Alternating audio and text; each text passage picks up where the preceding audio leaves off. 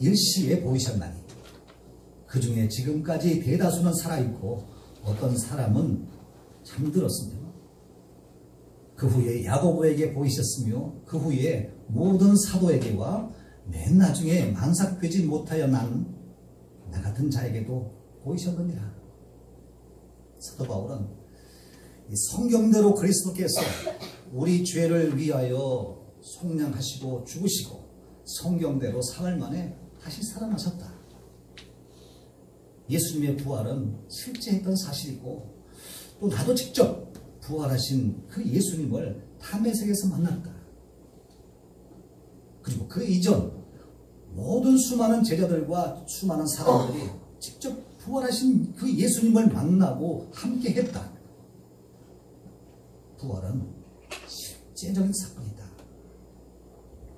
이렇게 이 사도 바울의 완곡한 메시지는 오늘 본문이 포함된 이 15장 전체를 통해서 설명하고 또 설명하면서 예수님의 실제적 그 부활과 또 그로 인한 그 죽은 자의 부활과 산자들의 부활의 그 필연성을 철저히 이렇게 변증하고 있는 것입니다. 여러분, 오늘 본문이 포함된 15장은 총 몇 절입니까? 고린도전서가 총 16장인데요. 오늘 15장 부활자는 무려 58절까지 있습니다. 고린도전서 전체에서 가장 긴 장입니다. 사도 바울은 부활에 대해서 그만큼 집중한 것입니다. 그렇기 때문에 오늘 부활절 아침 이렇게 예배하는 우리에게도 부활의 정신도 중요하고 또 부활의 교훈도 중요하지만 그 무엇보다도 중요한 것은 예수님이 실제적으로 부활하셨다는데 우리의 초점이 모아져야 한다는 것입니다. 예수님의 부활은 복음 중에 핵심이고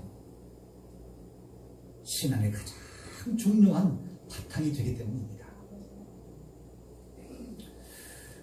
예수님께서 부활하신 지가 이미 2000년이 지났습니다. 그럼에도 불구하고 우리가 매년 부활절을 지키는 이유가 무엇이겠습니까? 단순히 예수님의 부활을 기념하고 축하하기 위해서는 아닐 것입니다. 기독교인으로서 그렇게 의무적으로 지켜야 하는 그런 절기 때문도 아니라고 봅니다. 여러분, 오늘 우리가 드리고 있는 이 부활절 예배는 바로 예수님이 부활하신 것처럼 나 또한 반드시 부활한다는 것을 확증하는 시간이 되어야 합니다. 내가 부활하는데 감사와 감격이 내 안에서 흐르는 것은 너무나 당연한 일이 아니겠습니까? 부활절 예배는 바로 그 예배가 되어야 한다는 것입니다. 그럼에도 불구하고 예수님이 왜 죽으셨습니까? 나를 구원하시기 위함입니다. 예수님의 부활을 믿습니까? 아멘, 믿습니다. 이렇게 고백하는데도 불구하고 내 안에 어떤 감동도 또 어떤 뜨거움이나 소망도 없이 그냥 그렇게 무덤덤하다고 한다면 또 그리고 부활의 소식이 나에게 어떤 믿음의 동기부여도 되지 못하고 있다면 여러분, 우리는 심각하게 고민해야 합니다. 사도 바울의 지적처럼 부활이 그래서 어쨌다는 거냐? 부활이 나에게 아무런 느낌이 없는 그 상태. 한국 목회자협의회에서 실시했던 한 설문조사 내용입니다. 만 19세 이상 그 성인 남녀 5,140명을 대상으로 조사한 결과를 보면요, 전체 응답자의 55.1%가 종교를 가지고 있는 것으로 나타났습니다. 그러니까 대략적으로 절반 정도는 우리나라 국민들이 종교를 가지고 있다는 것이죠. 그리고 그 전체 응답자 가운데 종교별 분포도를 보면은 개신교가 약 19.7%, 불교가 약 15.5%, 천주교가 약 7.9%, 그리고 기타 다른 종교로는 정교회, 그리고 이슬람교, 그리고 또 도계통의 종교들이 있죠. 그리고 그 한국 토착 민족 종교로 천도교, 또 대종교, 원불교 등이 있다고 밝혔습니다. 이 가운데 특별히 저에게 관심을 끄는 대목은 개신교인 1,000명을 대상으로 설문을 조사한 것인데, 교회를 다니는 이유가 무엇입니까? 이렇게 묻는 질문에 마음의 안정과 평안을 위해서 교회를 다닌다는 비율이 38.8%, 그리고 구원과 영생을 위해서 교회를 다닌다는 비율이 31.6%, 마지막 세 번째, 건강, 재물, 성공, 기타 등등의 복을 받기 위해서 교회를 다닌다고 응답한 사람도 18.5%나 되었다고 밝혔습니다. 그러니까 교회에 나가는 사람이 100명이라면 그 중에 40명 가까이가 마음의 안정과 그 수양을 목적으로 하는 이른바 정신적 그 정진을 위해서 교회에 다닌다는 얘기인 것이고요. 또 일반 종교, 예를 들어 절에 가서 불공을 드리는 사람들처럼 건강, 재물, 자녀, 성공 등등의 그런 현세적 복을 받기 위한 목적으로 교회를 다닌다는 사람이 100명 중 20명 정도가 된다는 얘기입니다. 이걸 종합하면은 주일날 예배 드리는 교인이 얼마나 되든 그 가운데는 60%, 최소한 십자가 부활이나 구원이나 천국과는 상관없이 정말 여타 종교를 믿는 것과 동일한 그 인식으로 교회에 그 출석하고 있다는 얘기인 것입니다. 이 숫자를 좀 확대해서 가령 주일날 그 1만 명이 참석하고 있는 그 교회가 있다고 한다면 그 가운데 60%, 약 6천 명 정도는 예수님의 부활이나 천국과는 상관없이 인격적인 수양, 마음의 평안, 이 현세적인 복을 위해서 교회에 나가고 있다. 좀 믿기 어려운 얘기지만 대한민국의 그 교회, 그 당면을 보여주고 있다고 봅니다.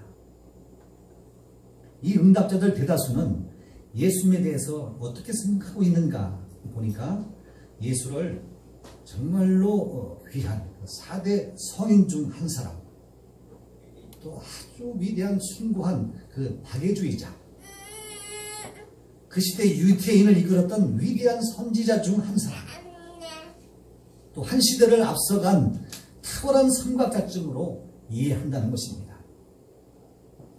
그리고 성경에 나오는 예수님의 기적 그 사건들도 단순한 신화적 사건으로 보기 때문에 당연히 부활이나 구원이나 영생이나 이 천국과 지옥에 대해서도 그 신화적 사건의 그 결론 정도로 이해한다는 겁니다. 한마디로 성경과 예수가 안 믿어진다는 얘기입니다.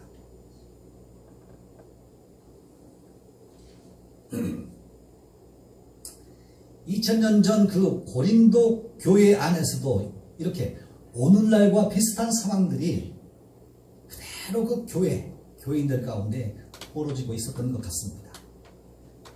그래서 사도 바울은 또다시 본문 오늘 12절 이하에서 부활을 부정하고 부활에 대한 믿음이 없는 고린도 성도들 향해서 안타깝고 정말 답답한 심정으로 이렇게 토로하고 있습니다.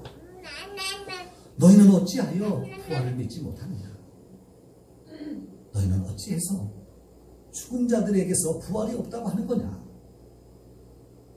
만약 죽음 후에 부활이 없었다면, 또 앞으로도 부활이 없다면 예수께서 십자가에서 죽으신 후에 다시 살아나지 못하셨을 것이다. 또 살아나실 이유가 없는 거 아니겠느냐? 만약 너희 말대로 부활이 없다면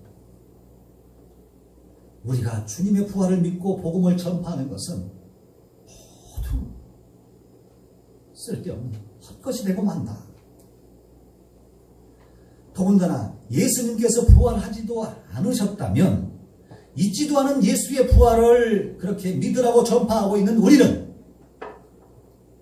모두 거짓말로 사람들을 현혹하는 그 사악한 집단들이 분명할 것이다. 결국 그럴 수는 없다. 19절 만일 그리스도 안에서 우리가 바라는 것이 다만 이 세상의 삶뿐이면 모든 사람 가운데 우리가 더욱 불쌍한 자이리라.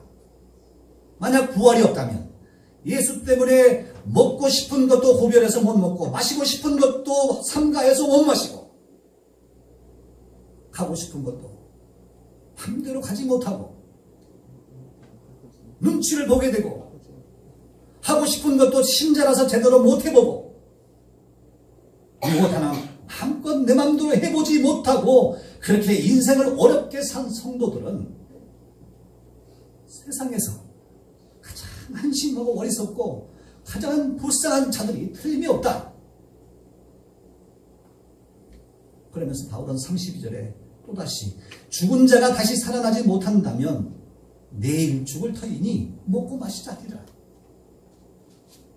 무슨 말입니까? 죽으면 모든 게 끝이라면 감옥 가지 않는 범위 내에서 수단 방법을 가리지 않고 그렇게 최대한 즐기면서 사는 것이 가장 현명한 인생이라고 말할 수 있을 것이다.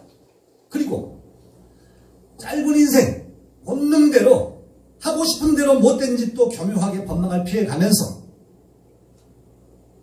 쾌락과 활락을 쫓아 인생을 마음껏 즐기다 가는 것도 누가 뭘 할 일이 없는 것이고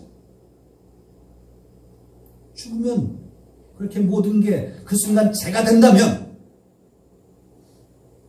그렇게 인간의 욕망과 정욕과 탐욕을 쫓아 실컷 살다가 가는 것 그게 맞을지 모른다.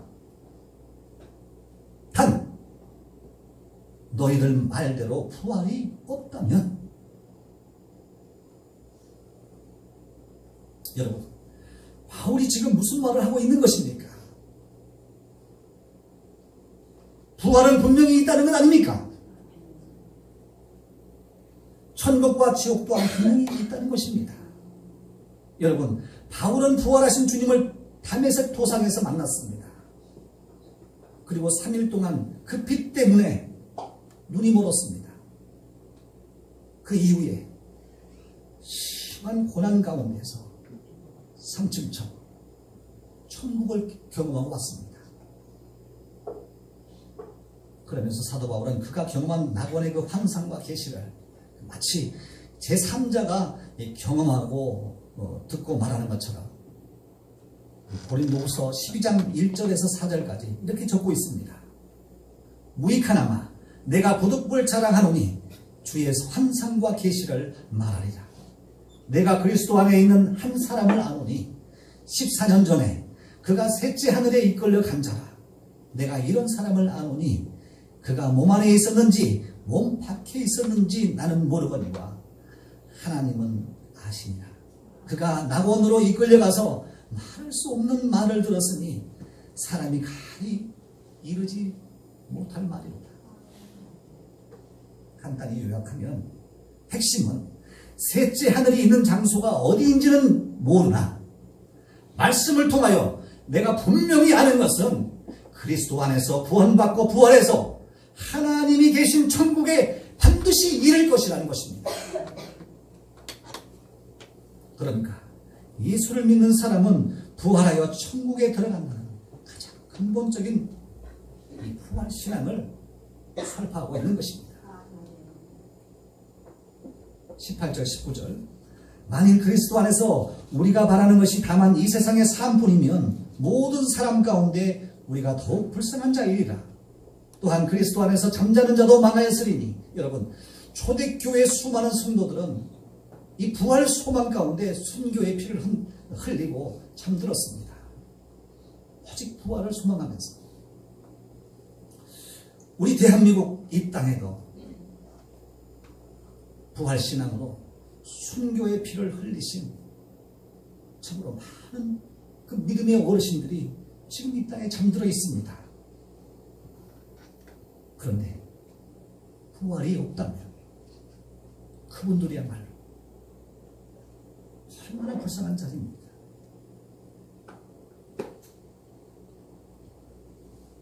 그 부활을 믿고 잠들어 있는데, 더욱 큰 문제는 만일 부활이 없다면 예수님의 승천이 없었다는 얘기가 됩니다. 이 얘기는 바로 예수님의 재림도 없다는 최악의 결론이 나고 맙니다. 여기서 히브리서 9장 27절을 보겠습니다. 한 번 죽는 것은 사람에게 정하신 것이요 그 후에는 심판이 있으리라. 이 말씀은 부활해서 이제 한 걸음 더 나갑니다. 부활은 예수를 믿고 잠든 성도나 또 예수를 믿지 않고 죽은 불신자나 모두가 동일하게 부활한다는 것입니다. 우리만이 아니라는 것이지요. 부활은 예수 믿는 사람만이 아니라 불신자들도 동일하게 부활한다는 그 얘기입니다. 그래서 부활 소식은 예수 믿는 성도들에겐 복음이지만 불신자들에게는 끔찍한 재앙입니다. 죽음으로 모든 것이 끝났어야 좋았을 텐데 그렇게 잠들어 있는 그들도 다시 부활시키신다는 것입니다. 무엇 때문에요? 최후 심판을 받게 하시기 위해서.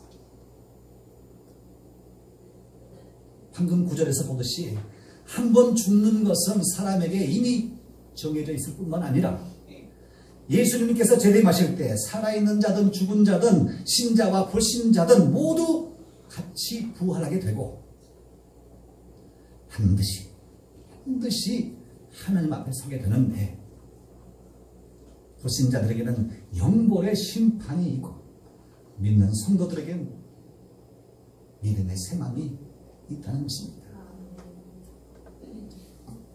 예수님은 요한복음 5장 29절에서 선한 일을 한 사람들은 부활하여 생명을 얻고 악한 일을 한 사람들은 부활하여 심판을 받는다고 예수님이 직접 심판에 대한 천국과 지옥에 대한 말씀을 선포하셨습니다. 사도행전 24장 15절에서도 의인의 부활과 악인의 부활이 있을 것이라고 분명히 증거하고 있습니다. 거듭 말씀드리지만 부활은 믿음으로 산 자들에게만 일어나는 일이 아닙니다. 세상 끝날에는 모든 죽은 자와 신자가 함께 부활하는 것입니다. 하지만 이 모두가 같은 종류의 부활을 맞는 것이 아니라는 얘기입니다. 믿음을 지키고 선한 일을 행한 자의 부활은 축제의 그 장이 될 것입니다만 악인에게는 부활이 곧 심판이요 징벌이 그 장이 되고 말 것입니다. 그래서 이 세상에서 믿음을 지키고 선하게 살아가는 것이 결코 헛되지 않은 이유는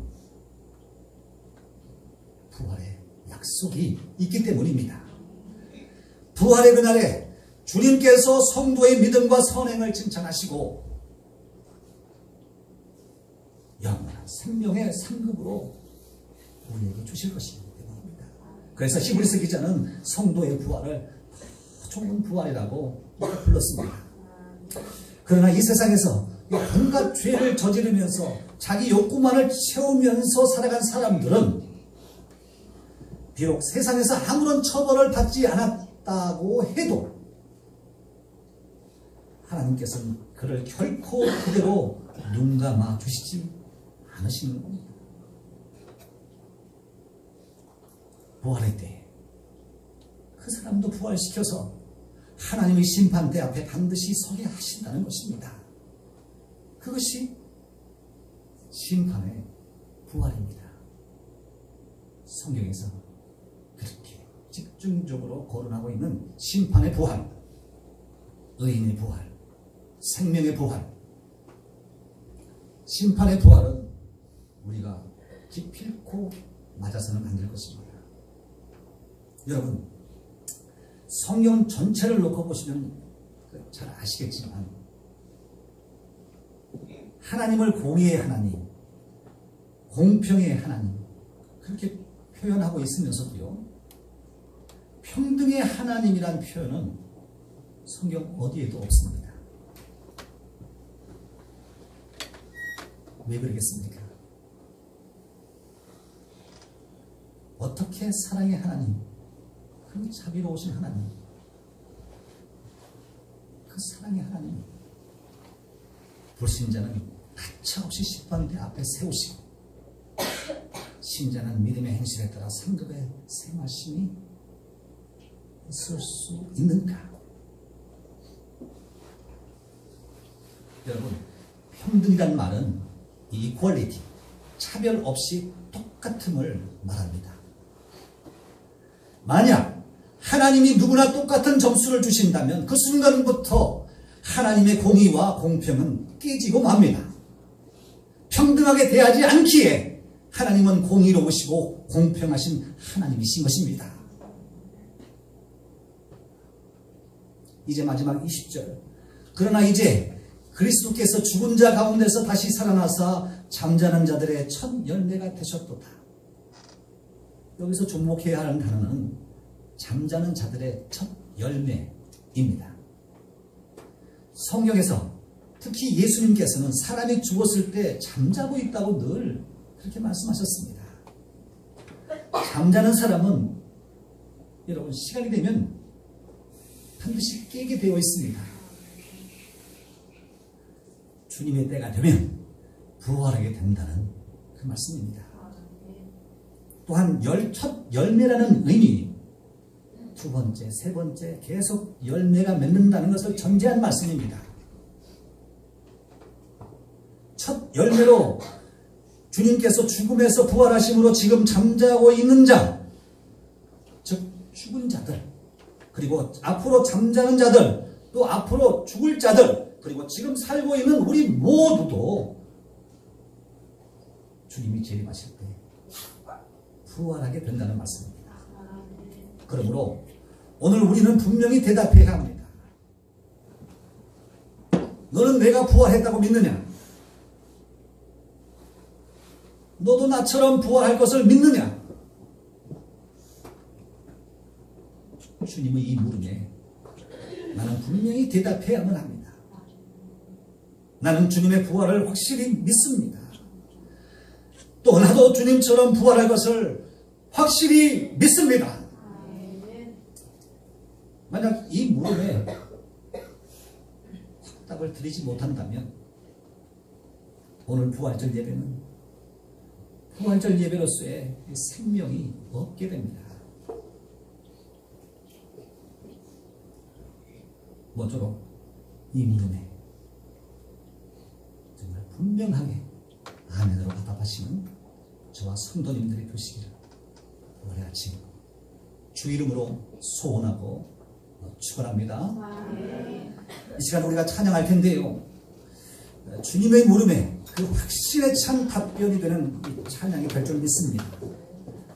부활의 기쁨과 감격과 그 소망을 찬양에 담아서 다 같이 힘차게 하나님께 고백하십시다. 주 하나님 독생자 예수,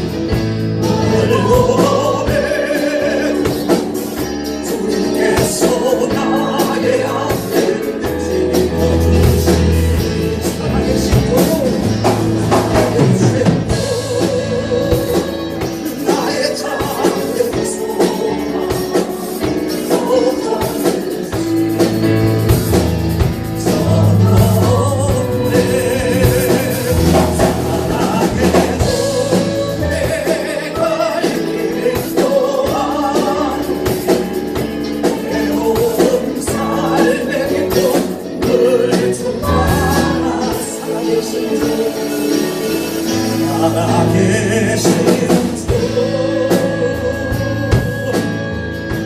나의 참된 소망 걱정 없이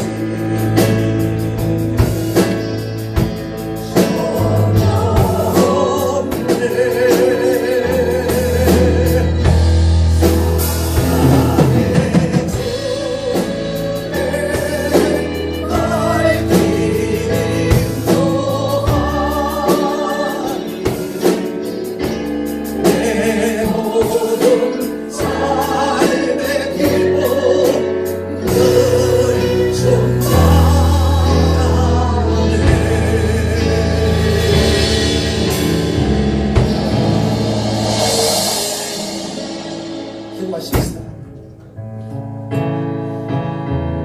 귀하신 예수님, 사망 권세를 깨뜨리시고 그렇게 부활하신 주님을 이 시간 찬양하며 예배하게 하심을 감사드립니다.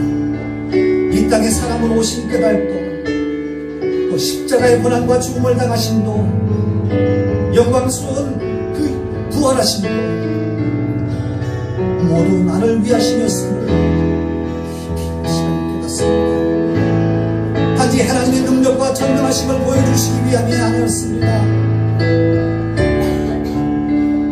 하늘로 성천하시고 머지않아 재림하실 그 모든 것도 다 나를 위하심을 깨닫습니다. 증량할 길 없는 하나님의 은혜, 갚을 길 없는 그 주님의 사랑, 우리가 무엇으로 갚을 수 있겠습니까? 그래서 항상 기뻐하고 범사